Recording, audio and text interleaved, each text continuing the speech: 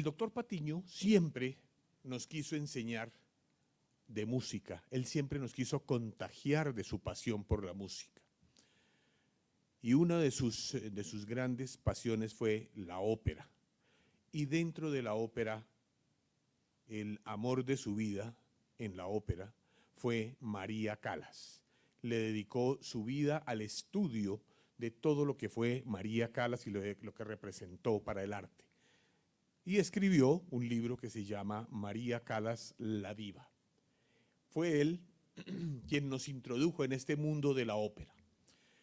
Y pensando en hacer ese homenaje, en hacerlo de la mejor manera posible, le he pedido hoy el favor a José Daniel Ramírez Conbariza que nos acompañe y nos haga un recuento de lo que es la vida de María Callas y lo que significó para el mundo de la ópera. José Daniel es un experto en música, es egresado de la Universidad de Florencia, pero además es un profesor muy activo en la Universidad Jorge Tadeo Lozano, pero además es el alma en la emisora. Su programa, o mi programa favorito, quiero decir, que presenta él es ese, que es El Encanto de la Ópera. El honor de verdad es mío de poder estar con ustedes acá, de aceptar esta invitación del doctor Cadena tan especial para cerrar un día que imagino ha sido un día largo, ha sido un día complicado, con mucha información que les ha llegado de todas partes, y terminar el día hablando de música es algo muy lindo. ¿Por qué escogimos a María Callas? Dos motivos. El año pasado, el 2 de diciembre, se cumplieron los 100 años de nacimiento de María Callas, y el mundo en el 2024 está festejando este nacimiento de María Callas, estos 100 años, quien, a mí no me gusta mucho decir la soprano más famosa, la soprano más importante, la cantante más famosa, porque esto se volvió como una costumbre. Cada persona que viene, por ejemplo, a Colombia me la anuncian como la voz más famosa, la mejor voz, y es esa gran tendencia a hacer eso. Pero sí hay que decir que María Callas fue la cantante que revolucionó no solamente el mundo de la música, sino el mundo de la ópera. María Callas era la cantante preferida del doctor José Félix Patiño, y la Callas se convirtió a través de la vida de José Félix Patiño una especie de obsesión, una obsesión hermosa el poderse dedicar a la música y la investigación de una cantante en particular. Él escribió un libro muy bonito que yo creo que muchos de ustedes tienen, que todavía se consigue en las librerías, sobre la vida de María Callas. Un libro que tiene todas las funciones que María Callas hizo en el mundo a través de los años, un libro que habla de todos los discos que hizo María Callas, y él por su parte fue un gran coleccionista de la discografía y todo lo que se haya podido escribir sobre María Callas. Quienes estuvieron en la 70 con Séptima Manuel, allá hay una sede muy importante cuando se habla de medicina, y allí era, allí era la oficina del doctor Patiño. En todas partes se respiraba María Callas, María Callas, María Callas. Le faltaba un disco, que no sé si al final de su vida logró encontrar ese un disco, la ópera Armida de Gluck, que le estaba faltando, pero de alguna manera también completó este sueño de tener la colección completa de María Callas. Pudimos conversar con él en la emisora en varias ocasiones, nos atendió en este maravilloso lugar de la 70 con Séptima, y era siempre una alegría oír a este gran doctor hablando de música y en especial hablando de la Callas. Entonces cuando Manuel me dijo, vengamos acá a hablar de la Callas, no lo dudé y me pareció una idea muy bonita. Veo muchas personas muy jóvenes que de pronto María Callas puede resultar un nombre extraño, pero vamos a ver si logramos al final de esta hora lograr una cierta familiaridad con la propia María Callas. ¿Quién fue la Callas? Bueno, ya les dije, fue una cantante. Se celebraron los 100 años de su nacimiento. Ella falleció el 8 de septiembre de 1977. Yo tenía 13 años cuando eso, recuerdo el noticiero de Arturo Abella y María Teresa del Castillo anunciando el fallecimiento de la gran cantante María Callas. Para muchas personas, María Callas, además de ser una cantante, fue un personaje de sociedad. La revista Times, las revistas francesas, las revistas de aquí, hablaban siempre de esta María Callas, quien fue la amante del gran magnate Aristóteles Onassis, que después la dejó para casarse con Jacqueline Kennedy, pero ese hecho de haber sido la amante y se iba a casar con él, de Aristóteles Onassis, creó una serie de, ¿cómo se dice?, de fama positiva y negativa alrededor de María Callas, y se nos olvida un poquito quién fue ella por estar pendientes de los chismes de María Callas. Hoy no lo vamos a hablar de los chismes de María Callas, sino vamos a tratar de buscar más bien quién era ella. Bueno, ella nació en Grecia y muy joven la llevaron a los Estados Unidos. Su papá era farmacéuta, un farmacéuta muy célebre, y su mamá era una mujer poquito envidiosa que tenía muchas aspiraciones de fama y dinero que lamentablemente su padre no le pudo dar. María Callas tuvo una hermana, y esto es importante cuando hablemos también un poquito de la psicología de quién fue la Callas. Su hermana Jackie era muy hermosa y la mamá tenía todas las ilusiones de que ella fuera el personaje famoso y no María. Cuando María nació, esta señora quería que naciera un niño, y nació una niña, nació María Callas, y no fue capaz de verla hasta días después, porque la rabia y el resentimiento que tuvo del nacimiento de esta niña, cuando ella quería era un niño en su vida. Entonces, a través de esa infancia de María Callas, tuvo una infancia que podemos describir como una infancia muy difícil, hasta que ella misma, a la edad de 13 años, se permitió presentarse en un concurso de radio con un nombre diferente, con un nombre falso. No ganó el concurso, Nina Foresti se llamaba, no ganó el concurso, pero sí empezó a llamar la atención, y lo que más llama la atención es cómo esta niña, con un pasado tan difícil, tan complicado, logró empezar a ponerse una meta. Quiero ser una cantante famosa, y hizo todo lo posible por cumplir esa meta. Hizo muchísimas audiciones, ella estudió y estudió, porque algo que vamos a ver de María Callas más adelante cuando lo hagamos, es que la voz no era particularmente bonita. Eso es importante cuando nos dicen, uy, María, de pronto el profesor Patiño me dice, ¿cómo dices eso? Pero no era particularmente bonita, fue una voz que se hizo a base de muchísimo estudio, muchísima perseverancia, y finalmente María Callas logró ganarse una audición para ir a la Arena de Verona, donde tú estuviste, Manuel, y Melba también estuvo, en el año 1947.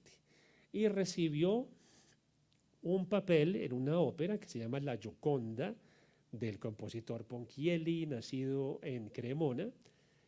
Y la gente escuchó a María Callas y dijo, no, aquí hay algo como extraño, no alcanzaron a entender.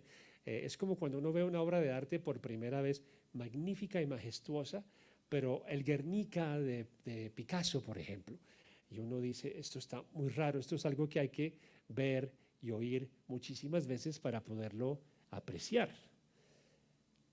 Y las circunstancias a ese estreno de la ópera en Verona fueron también poco particulares, porque María Callas llegó con muy poco dinero, la atracaron en Nápoles, y ella llegó a Verona apenas con los mismos vestiditos que tenía ese día.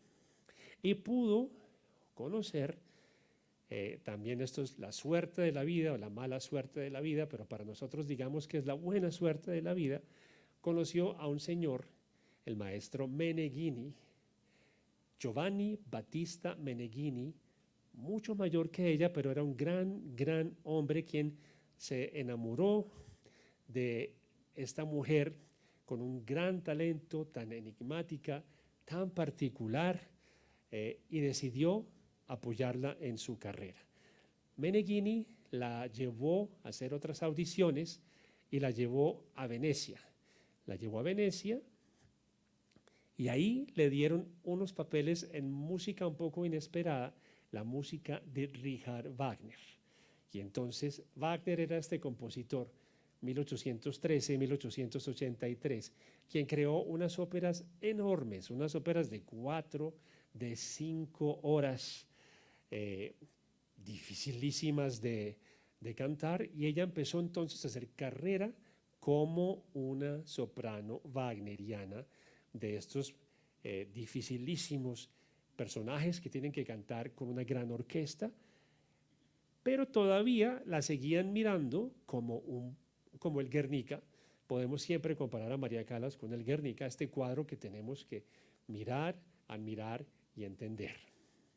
Y un buen día, una soprano de coloratura, un día Manuel, hacemos las voces aquí para ustedes, que es un tema muy bonito, que es una soprano ligera, de coloratura, con una voz menos fuerte, se enfermó y cantaban una ópera de un repertorio que es distinto, que es el bel canto.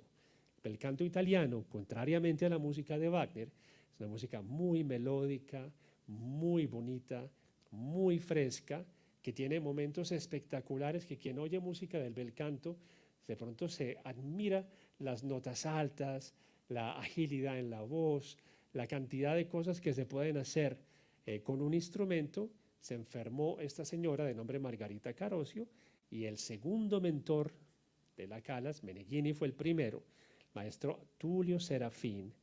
Tullio Serafin le dijo: tiene una semana, señora, para aprenderse el personaje de Elvira en la ópera Los Puritanos. Y la misma Callas dijo: pero ¿cómo? Si yo soy una cantante wagneriana, estoy todavía cantando Wagner esta semana, ¿cómo voy a hacer esto de cantar de la noche a la mañana personajes del bel canto? Pues él la insistió, la obligó, se aprendió el papel, y la señora tuvo un éxito absolutamente resonante, no solo en Venecia, ahí ya no era el Guernica, ahí ya era el cuadro más apetecido, porque salió en el Times en Nueva York, en revistas de ópera, la empezaron a llamar por todas partes, y la vida le dio 180 grados. Y en una de estas logró un contrato. Vamos a tratar de acercar un poquito a María Callas a nosotros.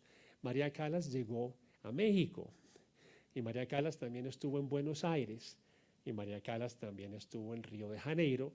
No hay ninguna récord de que María Callas hubiera estado en Colombia, mucho menos en Bogotá, lamentablemente, a pesar de que ya venían compañías de ópera y ya venían cantantes muy famosos, pero lo más cercano que estuvo a nosotros, podemos decir, es México, en donde vino en el 51, 52, 53, y el público mexicano la adoptó como si fuera su propia hija. También otra cosa muy famosa, María Callas, la vemos mucho en las revistas, pero en tiempos que vino a México, María Callas era una señora, como la imaginamos, una cantante de ópera, era voluptuosa, con su cara muy redonda, era muy bonita. Leyendas de que María Callas no era bonita cuando era gordita, podemos decirlo, es mentira. Las fotografías nos muestran una hermosa mujer. Y vamos a oír un pedacito, o de pronto lo alcanzamos a escuchar todo, de una de esas óperas que incluyen esos elementos del bel canto que les estoy diciendo, las notas agudas, los arpegios, las escalas, y esos bellísimos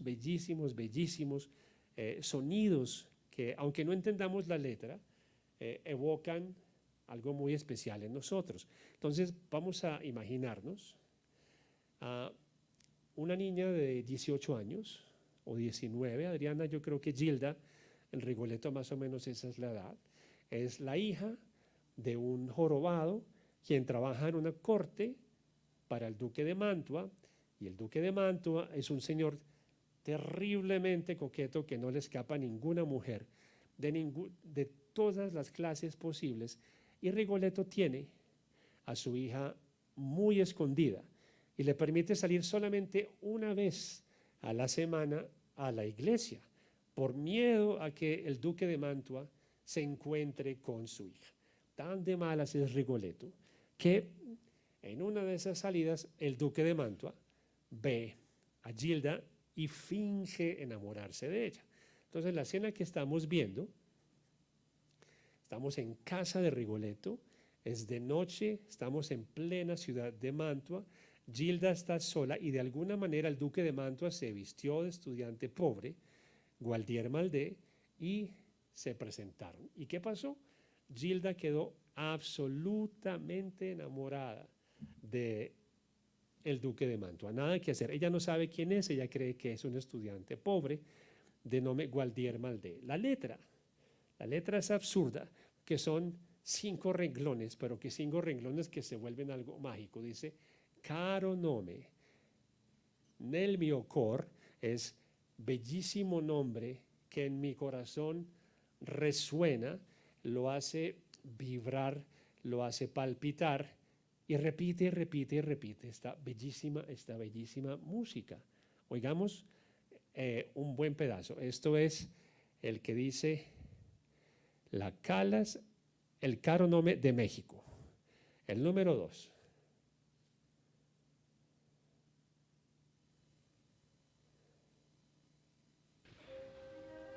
El sonido es, imagínense, una grabación de los años 50 y tiene hasta un señor que le va soplando la letra. ¿Le podemos subir un poquito?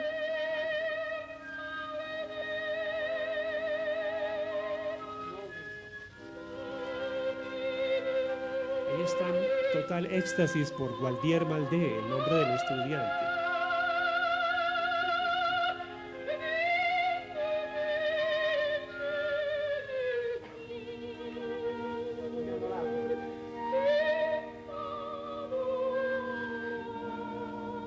Comienza un diálogo entre la flauta y la voz.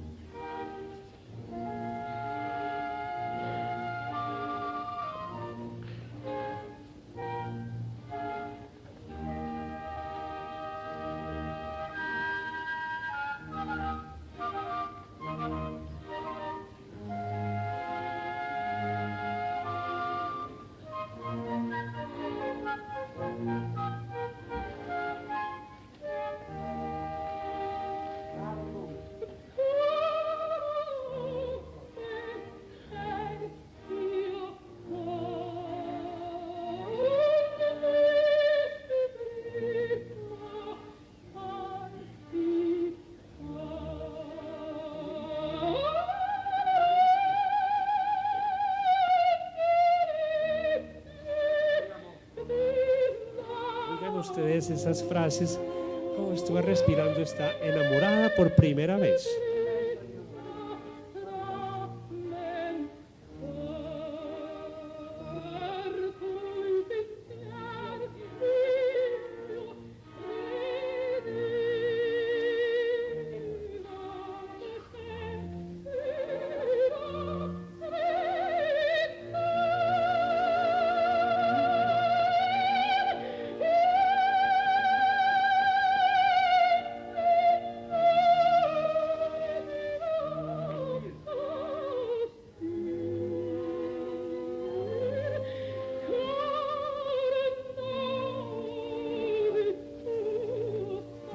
Pongámoslo en pausa un segundo y lo corremos como hasta 5 minutos.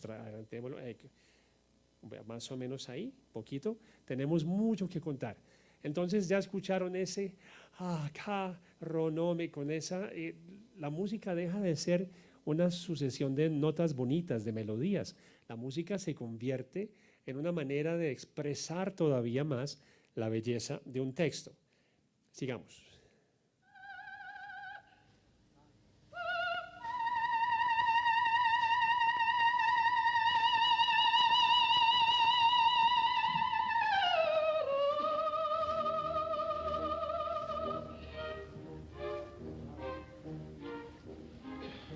Ahora llegan unos personajes del duque de Mantua que vienen a raptar a Gilda con toda la mala intención. Ella mientras tanto sigue Guardiel Maldé feliz y se retira a su habitación a descansar. Quiero que oigan el agudo, agudo, agudo al final tan lindo que hace María Callas.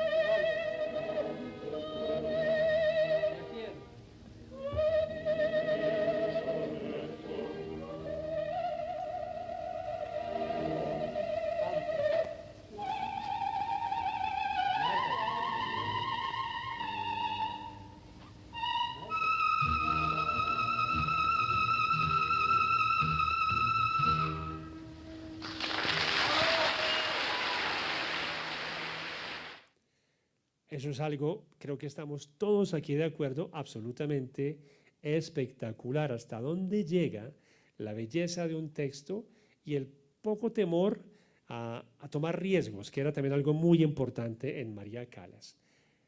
Un testimonio de María Callas lo tenemos a través de una cantante a quien tuve el gusto de conocer de la manera más particular. Hace unos años, estamos hablando del 2000, desde 2003, ya hace ya ratico, hace 20 años, estaba en Milán, en un lugar que se llama la Casa de Reposo Giuseppe Verdi. Verdi, el compositor italiano de tantas óperas, dejó en su testamento dinero suficiente para que aún en nuestro tiempo, obviamente ahora a través de fundaciones y donaciones, los músicos tuvieran una vejez muy digna y muy alegre, y crearon entonces esta preciosa Casa di Riposo Giuseppe Verdi de Milán. Y un día había un concierto. Cuando yo llegué a ese lugar al concierto, había una señora con un gran sombrero de piel y un abrigo absolutamente precioso, y dijo las siguientes palabras: cuarto piso. Y yo me quedé, ese cuarto piso, ese tono de voz. Esta señora debe ser Giulietta Simeonato. Y le pregunté: ¿usted es Giulietta Simeonato? Y me dijo: sí, señor. ¿Cómo me reconoció? Y le dije: por Dios, es que la manera como dice cuarto piso lo dice solamente Giulietta Simeonato, porque era algo de verdad, una mezzosoprano bellísima, y recordé mucho sus discos, sus grabaciones. Dicho esto, sin pena le pregunté: ¿puedo entrevistarla para una emisora en Bogotá? Y la señora dijo: por supuesto que sí, venga la semana entrante a mi casa. Y me recibió en su casa más de una hora con un gato blanco absolutamente hermoso, y logré hacer esta grabación que me dio un premio Simón Bolívar al mejor programa de radio cultural. No me gusta contarlo por dármela, sino que fue una historia muy bonita que prefiero más bien compartir, y fue algo muy bonito. Y obviamente tenía que preguntarle por la Callas, porque Giulietta Simeonato era como su compañera de escenario y era una gran, gran mujer. Entonces vamos a oír lo que dice Llegada a México, el número 1.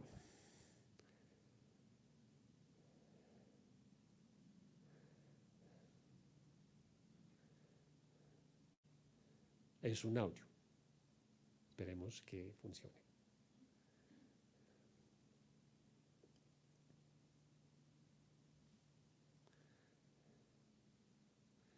¿Lo abrimos con otro programa? Bagagli. Ahí está. Sono stati questi primi viaggi in Messico, e come mai Giulietta Simeonato è finita proprio lì? E insomma ho preso bagagli e tutto, e ho cominciato a viaggiare. Quando poi sono andata Después al está la Messico traducción, con pero Maria con un Callas, poquito de che anche italiano. lei era un po' alle prime armi, diciamo, però lei era molto più, si dice scafata, ma non è giusto, però scafata è un po' un termine un po' dialettale. Era più, sapeva già, conosceva già la vita lei, capisci? Io invece no, ero proprio ancora così, ero proprio bambina. Però naturalmente il fidanzato allora, che era il Meneghini, appunto me l'ha data in consegna. Io che avevo bisogno invece di qualcuno che pensasse a me, invece io dovevo pensare a lei. Lei mi dava il passaporto e lei dormiva e mangiava in aereo. E allora io naturalmente sì, davo il passaporto, quindi io sapevo esattamente la data di nascita, eccetera. E così insomma andavamo avanti e arriviamo appunto al Messico. Arrivata al Messico, insomma, lei era ancora molto grassa e poi vestiva molto male. Vestita di un colore verde ramarro, lei sa cos'è il ramarro, vero? E poi aveva un cappello verde con una veletta nera, con una rosa rossa. Era una cosa che io stessa, che non me ne intendevo, dicevo, Dio, sembra non so, un pagliaccio, qualche cosa così. Tant'è vero che quando siamo arrivati, il direttore di scena, che era del teatro lì, aspetta, Teatro di Bellas Palazzo Artes della di Bellas Messico. Artes, sì, sì, ecco sì. E allora ha detto, dice Maria Callas non c'è? Dico sì, sì, guardi, è quella che sta arrivando. Cosa? Dice, ma quella è una truffa all'americana, con degli occhiali perché era mezza orba, se non orba del tutto. Era un orrore, poverina, sì, e dopo era diventata sì, quella meraviglia che tutti sappiamo. Cogí mi equipaje y mis cosas y comencé a viajar por el mundo. Llegué a México con María Callas, quien comenzaba a obtener triunfos resonantes. Pero ella tenía más experiencia y sobre todo conocía el significado de la vida. Yo en cambio era ingenua y muy niña. El prometido de la Callas me la entregó para que la cuidara. Qué divertido. Era yo la que necesitaba que alguien me cuidara y me encontré con la situación contraria. Ella me entregó el pasaporte y mientras tanto comía y dormía en el avión y así llegamos a México. Ella era muy gorda y vestía muy mal, con un vestido verde chillón y un sombrero con una veleta negra y una rosa muy roja. Era algo incomprensible. No se necesitaba saber mucho de moda para llamarla payaso o yo no sé qué, algo parecido. Cuando llegamos al Teatro de Bellas Artes, el director del teatro preguntó, ¿y María Callas dónde está? Es ella, respondí, aquella que viene ahí. ¿Cómo? Dijo el director, eso parece una estafa a la americana, con esos anteojos grandes y horribles. Era un verdadero horror, pobrecita. Además era medio miope, o mejor dicho, completamente miope. Pronto se convertiría en la maravilla que todos nosotros conocemos. Entonces, ¿qué decimos de María Callas en esa descripción de Julieta Simeonato? Y acabamos de escuchar esa hermosísima voz de esas funciones en México que nos hace olvidar por completo todo eso que se dice que era la propia María Callas. Bueno, ella con el tiempo logró superar todos estos problemas y hay muchas leyendas. Eso está en el libro de José Félix, hay bastantes páginas dedicadas a eso, sobre cómo hizo María Callas para convertirse en esa mujer absolutamente esbelta, después de haber sido gorda y redondita, sin perder la voz. Mucho se ha escrito sobre eso. María Callas, lo que pasa es que, como ustedes vieron en la historia que les conté al inicio, esta mujer fuerte, esta mujer que cualquier cosa que se proponía lo lograba, una mujer que en tiempos de estudiante en Grecia, con Elvira de Hidalgo, la señora era la primera que llegaba a la clase a las 8 de la mañana y la última que salía de la clase a las 9 de la noche y escuchaba tenores, bajos, mezzosopranos, sopranos ligeras, dramáticas. Y dice en las memorias, que también está en el libro, la profesora, cómo a ella no había que repetir las cosas, que una vez y ya al otro día estaba poniendo en práctica todos esos conocimientos que se le daba. María Callas entonces se puso a pensar, a ver, pero si estoy interpretando una japonesa de 16 años, enamorada, que es la Madame Butterfly, o si estoy interpretando a Gilda, la hija de Rigoletto, una mujer enamorada y fresca, o estoy interpretando una cortesana francesa, Violeta en la Traviata, necesito tener la figura de esas cantantes. Entonces se dice que fue la leyenda, y esto sí creo que algún médico me lo dirá que está acá, se comió una tenia en una copa de champán. Digamos que esto es el chisme de la revista Times. Pero en realidad lo que le ocurrió es que ella se puso en una dieta tremenda de proteína, le gustaba mucho la carne a la fiorentina, el pollo, las verduras, abandonó las harinas completamente por muchos años, a riesgo obviamente de su salud, y esto hizo que María Callas tenga esa preciosa figura que la hizo también célebre como cantante y como actriz. Vamos a ver a María Callas ahorita hablando, y nos va a hablar, por supuesto, de aquello que la hizo muy especial. María Callas era una cantante actriz. ¿Qué quiere decir eso? Una cantante actriz, una cantante que logra darle el sentido particular a una palabra y no solamente una voz muy, muy, muy bonita, sino que nos llega al fondo del alma, del corazón, con todo aquello que representa el ser una cantante de ópera. Entonces vamos a ver, número 5, por favor, Callas en actuación. Y les presento a María Callas.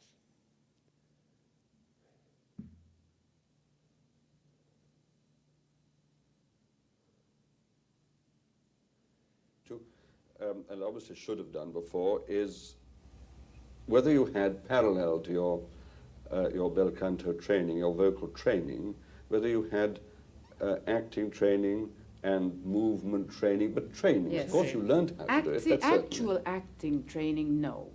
We have. I have had from Elvira de Hidalgo ¿Se puede movement cerrar training. el Also from your control? singing teacher. Exactly. That's, And mainly O from ponerlo her. that's arriba the para most que no valuable of all, interfiera because con that's That los is- conceived títulos. from music, of course. I was taught then. I'm talking about 14 years old. Ponlo en pausa, por the favor. flowing, the continuous. Si podemos cerrar el... O subir eso flowing of para the que no movement. interfiera In con other los words, títulos.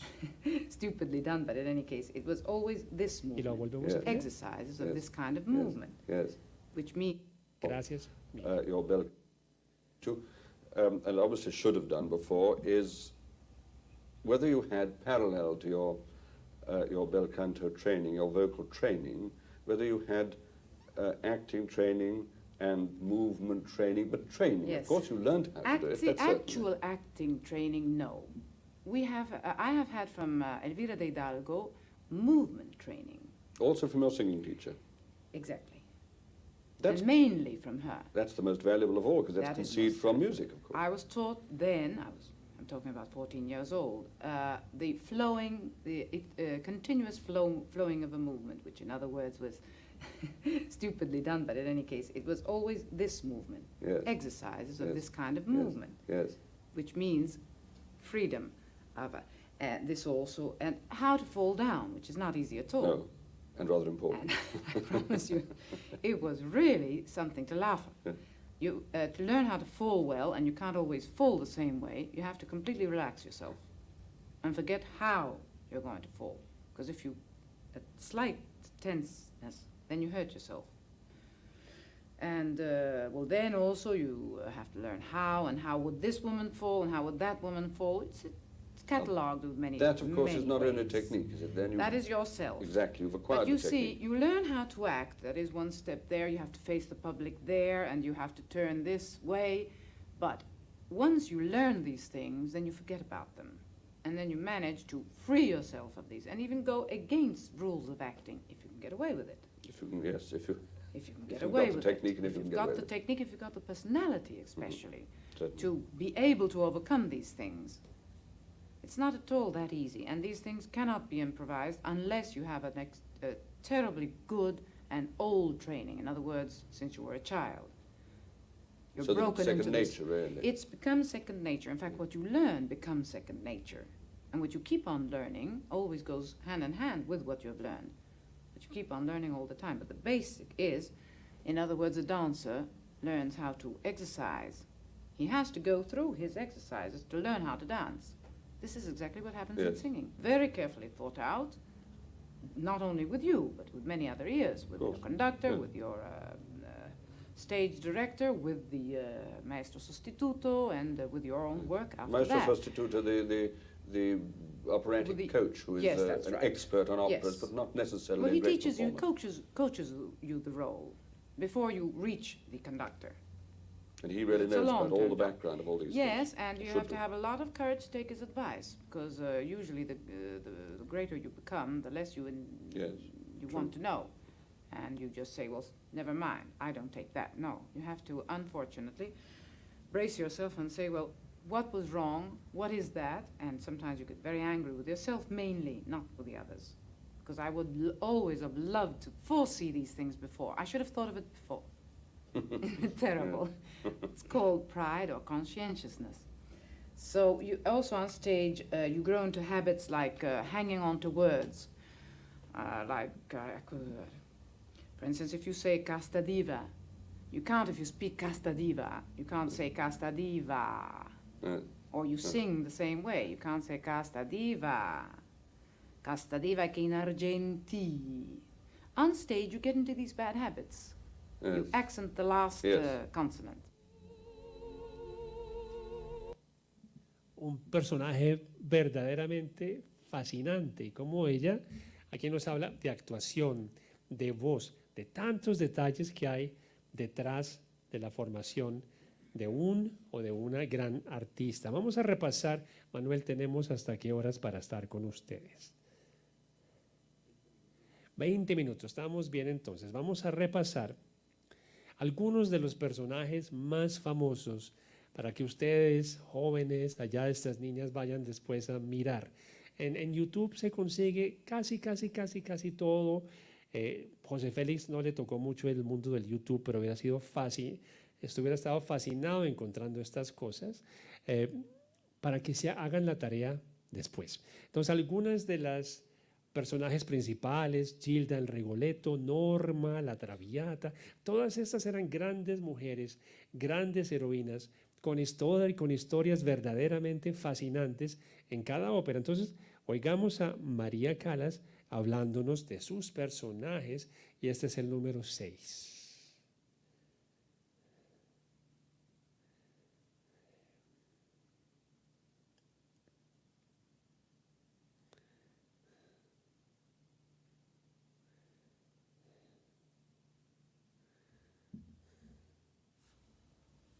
Sketching, because it can never be the real sketch unless you have had so much time. But there's nothing like stage performances that can fill in the little Stage performances in front of an audience. in too. front of an Yes. audience, that you test yourself, your colleagues, the orchestra.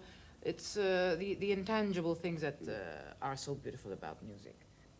You talked about studying, working on the individual character, the person that you're going to sing and represent on the stage. When you start work on that, when you actually tackle it, do you do it mostly from the score, from the notes, or from the libretto, or from what approach to the character? The do you- libretto with the, for instance, let us talk about Anna Bolena, Yes, which is something. Anne Boleyn, yes. Anne Boleyn is by Donizetti, as you well know, and history has his story of Anne Boleyn, Yes. which is quite different from the Donizetti Anne Boleyn.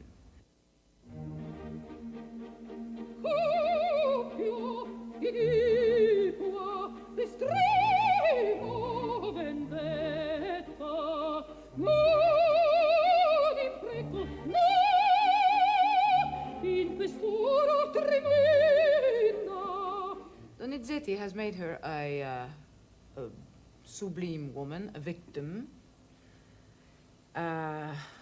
of circumstances, and nearly a heroine. Yes, it's a romantic view of history, maybe. but it- exactly. So I couldn't bother with history after No. a while because it really completely ruined my insight of it. So I had to really go by the music and by Donizetti's libretto. The music itself justifies it. So the main thing, I believe, is not the libretto, is mainly, though I give enormous attention to the words, I try to find truth in the music. Then you work the role as years go by, if you care to really work hard.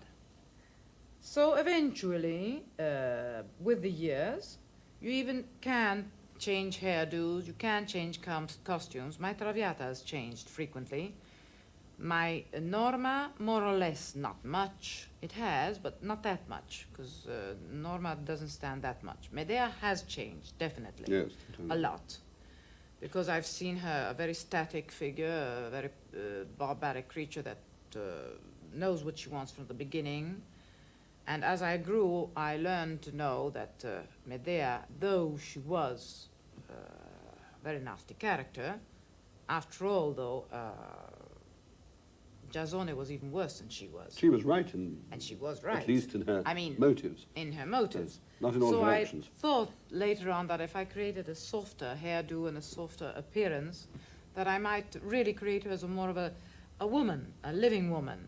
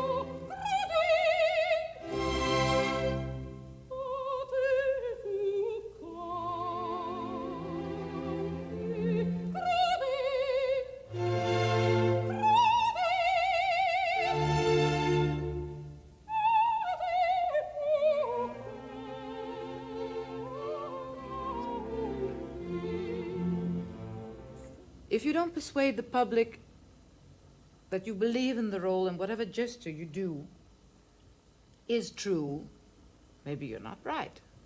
But so long as you persuade the public that it's so.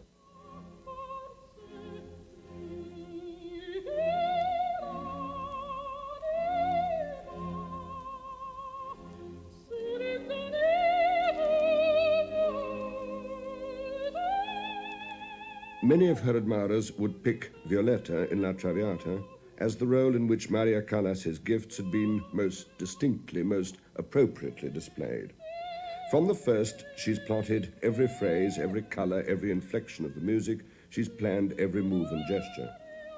Her Violetta has changed, depending on its producer and its surroundings, but it's remained, of course, hers, as well as, and this she would always insist on, Verdi's.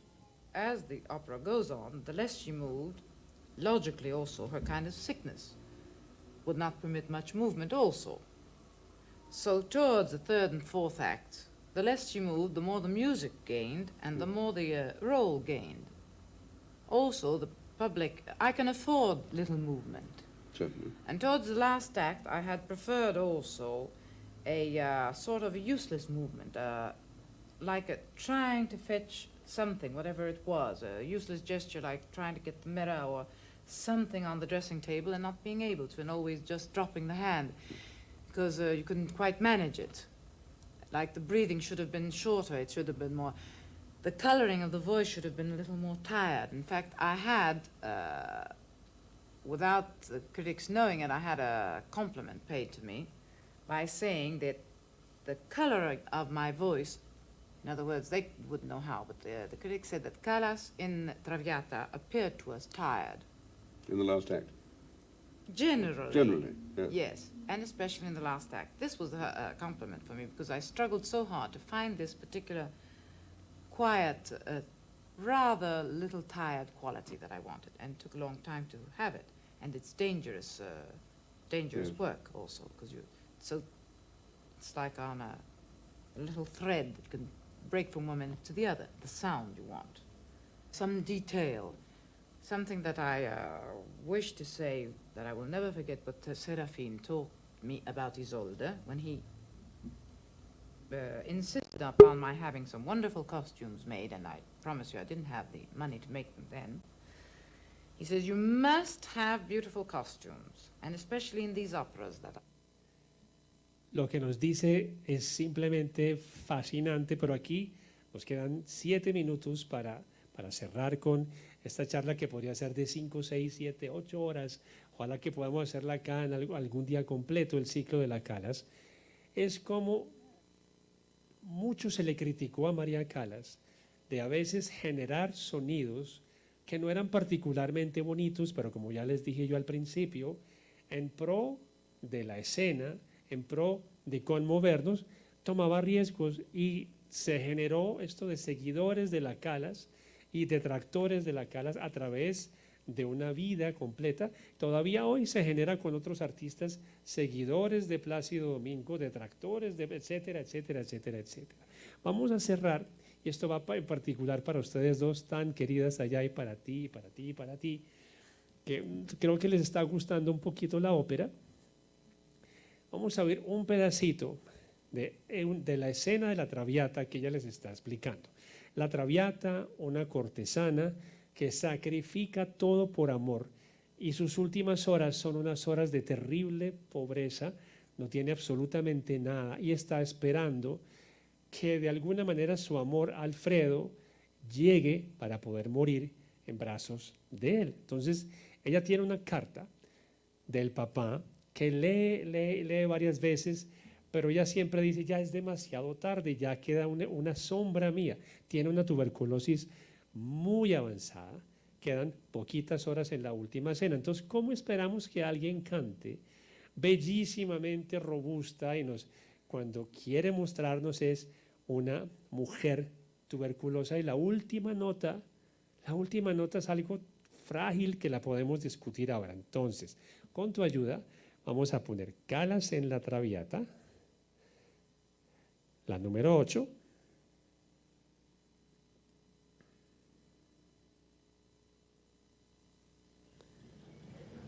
y la vamos a adelantar. Ahora sí me puedes mostrar la vamos a adelantar a 3:21. Ahí.